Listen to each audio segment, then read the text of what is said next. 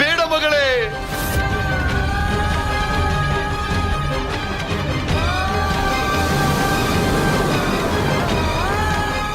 ದಯಮಾಡಿ ಬೇಡ.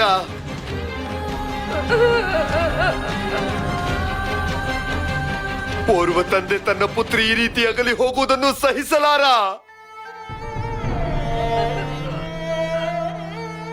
ದಯಮಾಡಿ ನಮ್ಮನ್ನು ಅಗಲಿ ಹೋಗಬೇಡ ಮಗಳೇ, ದಯಮಾಡಿ ಹೋಗಬೇಡ ನಿಯತಿ. ನಿಯತಿ,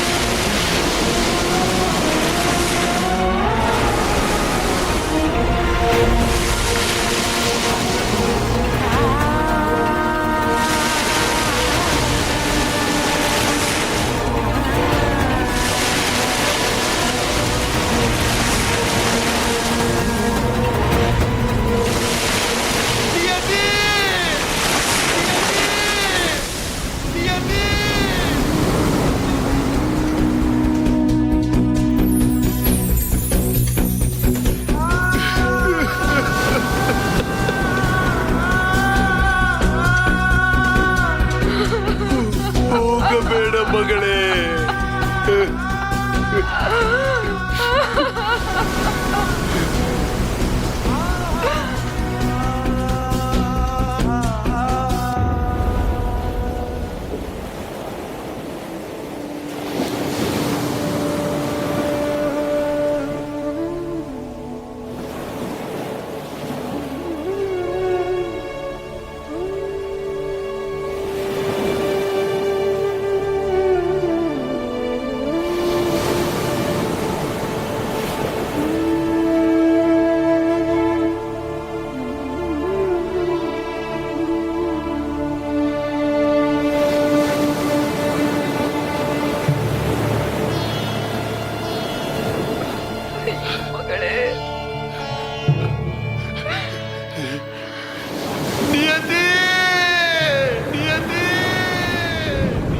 ಸಮುದ್ರ ರಾಜ ಸಾಗರ ದೇವ ಪ್ರಭುವಿಗೆ ಪ್ರಣಾಮಗಳು.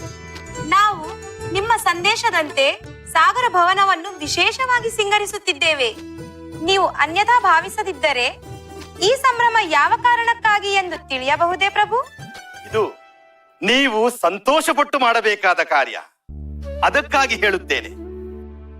ಹಿಂದೆ ಬ್ರಹ್ಮದೇವನು ನನಗೆ ನೀಡಿದ ವರದಂತೆ ಐಶ್ವರ್ಯದ ಅಧಿದೇವತೆಯೇ ಈ ಲೋಕದಲ್ಲಿ ನೆಲೆಸಲು ನನ್ನನ್ನು ತಂದೆಯಾಗಿ ಸ್ವೀಕರಿಸಲು ಬರುತ್ತಿದ್ದಾಳೆ. ಇದು ಸಂಭ್ರಮದ ಸಮಯ. ಇಡೀ ಸಾಗರ ಲೋಕವೇ ಆನಂದದಿಂದ ವಿಜೃಂಭಿಸುವ ಸಂದರ್ಭ. ಎಲ್ಲೆಡೆ ಆ ಅತಿಥಿಗೆ ಪ್ರಿಯವಾದಂತಹ ಕಮಲದ ಹೂಗಳಿಂದ, ಮುತ್ತುಗಳಿಂದ, ಬಂಗಾರದಿಂದ ಅಲಂಕರಿಸಿರಿ. ಹಾಗೆಯೇ ಮಧುರವಾದ ಜಲತರಂಗದ ಸಂಗೀತ ಅವರನ್ನು ಸ್ವಾಗತಿಸುವಾಗ ಕೇಳಿ ಬರಲಿ. ಈ ಸ್ವಾಗತ ಸಮಾರಂಭಕ್ಕೆ ಸಮಸ್ತರೂ ಭಾಗವಹಿಸಬೇಕು. ಅಂದಹಾಗೆ ನನ್ನ ಪುತ್ರ ಯುವರಾಜ ಜಲಂಧರನೆಲ್ಲಿರುವನು?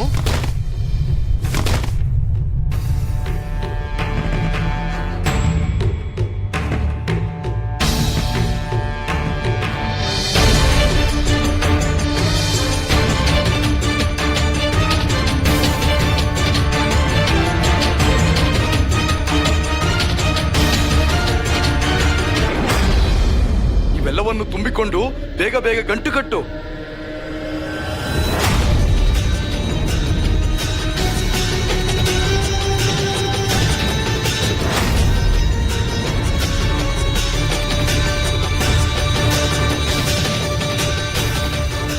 ಎಲೇ ಮಾನವಾಧಮರೇ,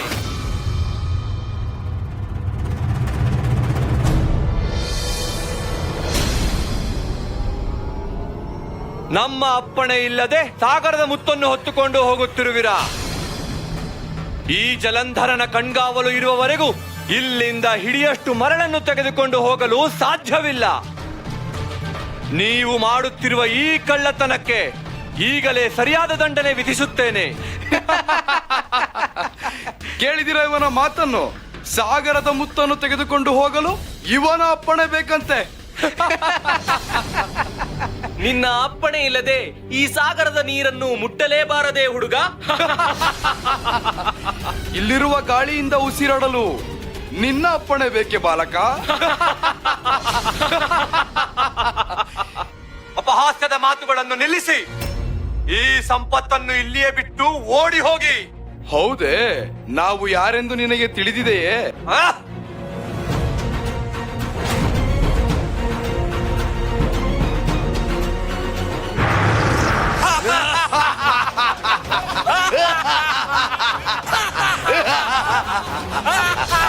ವಂಚಕರೇ,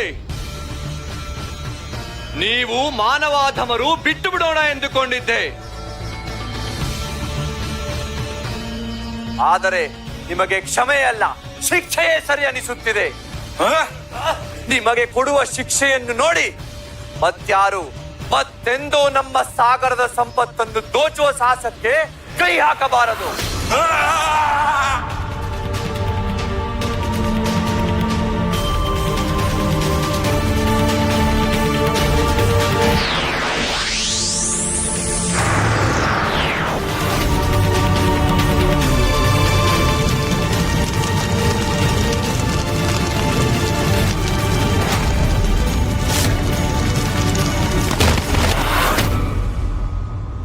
ಅಯ್ಯೋ ಅಯ್ಯೋ! ಆಹಾ ಆಹಾ! ಓಡಿ ಇವನಿಂದ ನಮ್ಮ ಜೀವವನ್ನು ಉಳಿಸಿಕೊಳ್ಳೋಣ. ಯುವರಾಜರಿಗೆ ಪ್ರಣಾಮಗಳು. ನೀವು ಕೂಡಲೇ ಸಾಗರ ಭವನಕ್ಕೆ ಬಂದು ವಿಶೇಷ ಅತಿಥಿಯ ಸ್ವಾಗತದಲ್ಲಿ ಭಾಗವಹಿಸಬೇಕೆಂದು ಮಹಾರಾಜರು ಸಂದೇಶ ನೀಡಿದ್ದಾರೆ. ವಿಶೇಷ ಅತಿಥಿಯೇ? ನನಗೆ ನನ್ನ ಆತ್ಮ ಗೌರವವೇ ಮುಖ್ಯ ಎನ್ನುವುದನ್ನು ನಿಮಗೆ ತಿಳಿಸಲಷ್ಟೇ ನಾನಿಲ್ಲಿ ಬಂದಿದ್ದೇನೆ ಹೊರತು ಇಲ್ಲಿ ನಿಮ್ಮೊಂದಿಗೆ ಇರಲು ಬರಲಿಲ್ಲ. ನನ್ನನ್ನು ಹಿಂಬಾಲಿಸಿ ಬರುವ ಪ್ರಯತ್ನ ಮಾಡಬೇಡಿ. ನಾನೆಂದಿಗೂ ಮರಳಿ ನಿಮ್ಮವಳಾಗಲಾರೆ.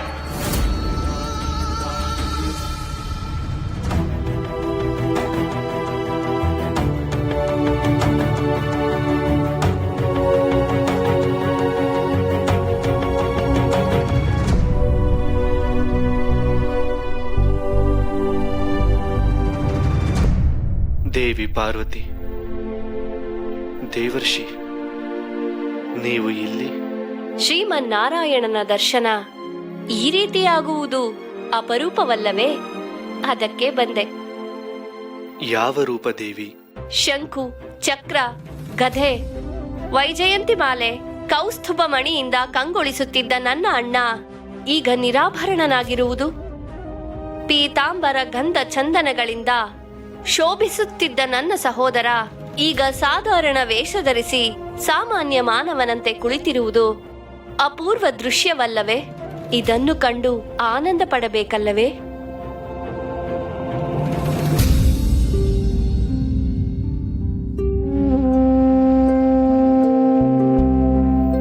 ದೇವಿ ಪಾರ್ವತಿ, ಮರುಕ ಪಡಬೇಕಾಗಿಲ್ಲ. ಹಾಗಿರಲು ಒಂದು ಕಾರಣವಿದ್ದರೆ, ಹೀಗಿರಲು ಒಂದು ಕಾರಣವಿದೆ. ಆ ಕಾರಣ ನನಗೆ ಗೊತ್ತಿದೆ.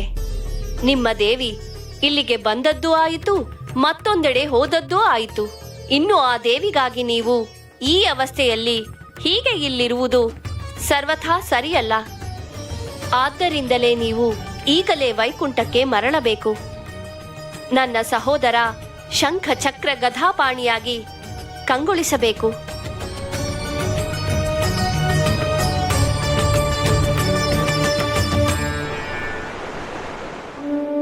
ಮಮತೆಯ ಮುತ್ತು ಒಡೆದು ಚೂರಾಗಿ ಹೋಯಿತು. ಆದರೆ ನಾನು ದುಃಖಿಸುತ್ತಿರುವುದು ಆ ಮಮತೆಯ ಮುತ್ತು ಒಡೆದು ಚೂರಾಗಿ ಹೋಗಲು ಕಾರಣ ನಾನೇ ಎಂದು. ನಾನು ಆ ಮಹಾದೇವನನ್ನು ಪ್ರಾರ್ಥಿಸದೆ ಹೋಗಿದ್ದರೆ, ಅವರು ಇಲ್ಲಿಗೆ ಬಾರದೆ ಹೋಗಿದ್ದರೆ, ನನ್ನ ಮಗಳು ನನ್ನಿಂದ ದೂರವಾಗುತ್ತಿರಲಿಲ್ಲ. ಈ ಸಂಕಟಕ್ಕೆಲ್ಲ ಕಾರಣ ಆ ವಿಷ್ಣು. ತಂತ್ರ ಕುತಂತ್ರವೇ ಅವನ ಅಸ್ತ್ರ. ಅದನ್ನು ಪ್ರಯೋಗಿಸಿ ಅವನು ನಮ್ಮಿಂದ ನಮ್ಮ ನಿಯತಿಯನ್ನು ದೂರ ಮಾಡಿದ. ನಾನೆಂದಿಗೂ ಆ ಕಪಟಿ ವಿಷ್ಣು ನಮ್ಮ ಕುಟುಂಬಕ್ಕೆ ಮಾಡಿದ ಮೋಸವನ್ನು, ನಷ್ಟವನ್ನು ಮರೆಯುವುದಿಲ್ಲ. ಅವನನ್ನು ಕ್ಷಮಿಸುವುದೂ ಇಲ್ಲ.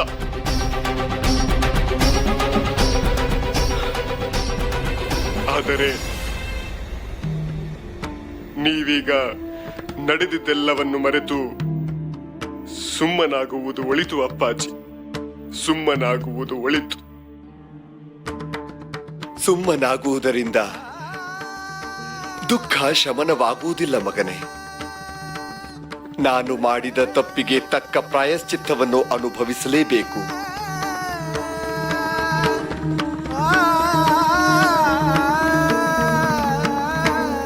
ಈಗ ಬರಲಿರುವ ವಿಶೇಷ ಅತಿಥಿಯನ್ನು ಕಂಡಿರಲೂ ಇಲ್ಲ. ಹೌದೇ, ನಿಮ್ಮ ಮಾತಿನಂತೆ ಬರಲಿರುವ ವಿಶೇಷ ಅತಿಥಿಯ ಬಗ್ಗೆ ಕುತೂಹಲ ಹೆಚ್ಚಾಗುತ್ತಿದೆ.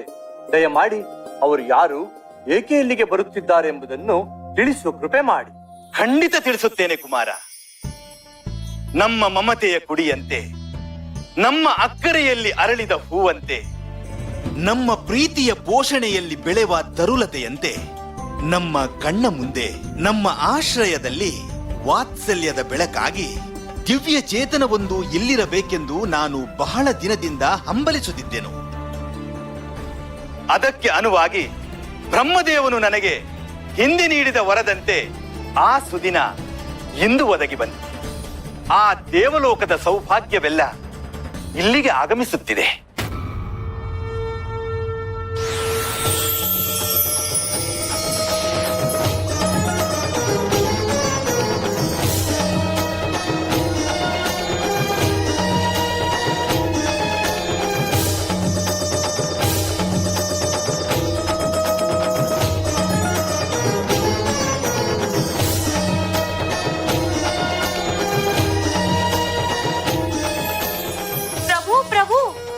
ನಿರೀಕ್ಷಿಸುತ್ತಿರುವ ವಿಶೇಷ ಅತಿಥಿ ನಮ್ಮ ಸಾಗರ ಭವನದತ್ತ ಆಗಮಿಸುತ್ತಿದ್ದಾರೆ.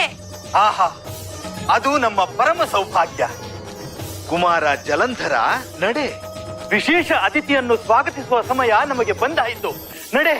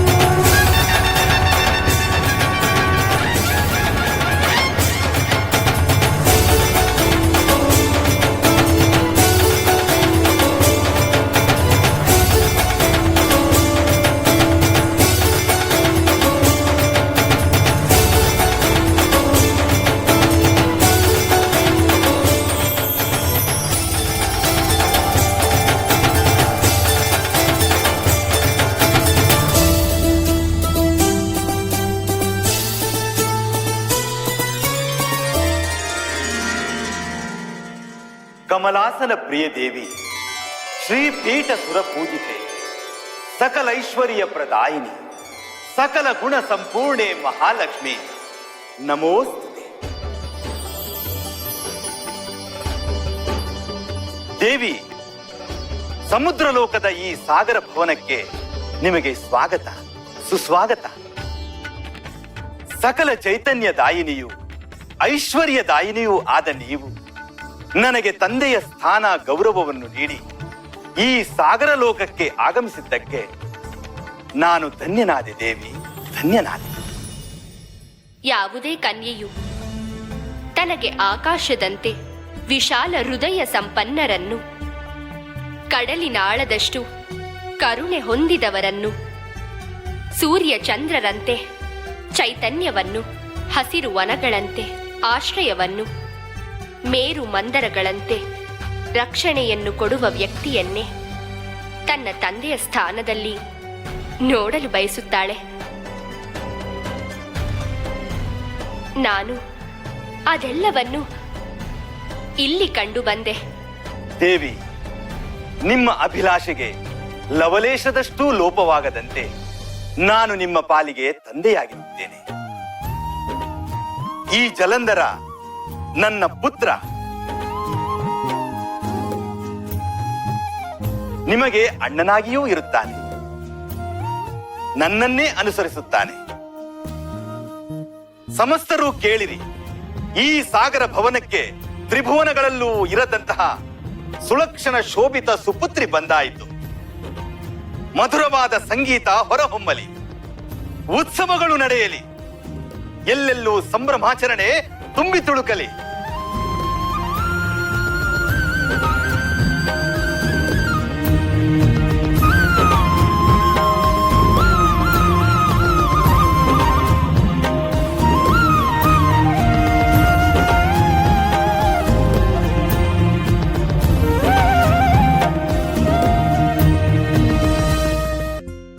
ಮಧುಸೂದನ, ಮಹಾವಿಷ್ಣುವೆ,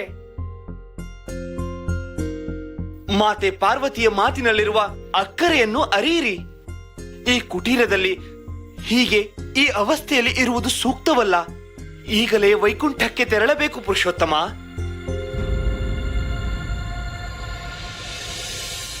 ದೇವರ್ಷಿಗಳೇ, ನಾನು ನನ್ನ ನಿಲುವನ್ನು ಹೇಳಿಯಾಗಿದೆ.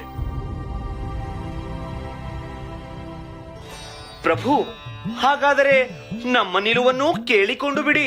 ನೀವು ಮರಳಿ ವೈಕುಂಠದಲ್ಲಿ ವಿರಾಜಮಾನರಾಗುವವರೆಗೂ ನಾನು ಇಲ್ಲಿಯೇ ಹೀಗೆ ಕುಳಿತುಕೊಂಡೇ ಇರುತ್ತೇನೆ. ತ್ರಿಲೋಕ ಸಂಚಾರಿಯಾದ ನಾರದರನ್ನು ಈ ಕುಟೀರದಲ್ಲಿ ಬಂಧಿಸಿರುವ ಅಪಕೀರ್ತಿ ತಮಗೆ ಸಲ್ಲುತ್ತದೆ.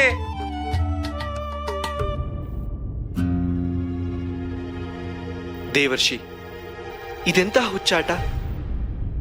ಹುಚ್ಚಾಟವಲ್ಲ ಸಹೋದರ, ಭಕ್ತನ ಭಕ್ತಿಯ ಅತಿರೇಕವೆಂದು ತಿಳಿಯಿರಿ.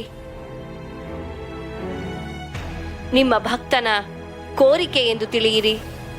ಎಷ್ಟೇ ಆಗಲಿ ತಮಗೆ ಭಕ್ತರ ಭಕ್ತಿಯ ಕೋರಿಕೆಯನ್ನು ನೆರವೇರಿಸುವುದೇ ಮೊದಲ ಆದ್ಯತೆಯಲ್ಲವೇ? ಅದರಿಂದಲೇ ತಾನೇ ನೀವು ಗಜೇಂದ್ರನನ್ನು ರಕ್ಷಿಸಲು ಮುಂದಾಗಿ ನಿಯತಿ ದೇವಿಯಿಂದ ದೂರಾಗುವಂತಾದದ್ದು.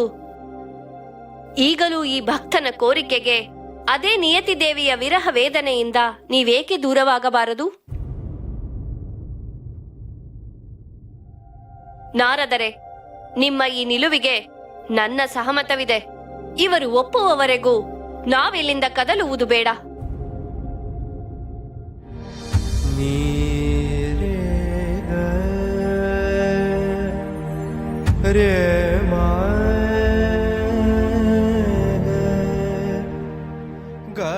ಆಗಲಿ,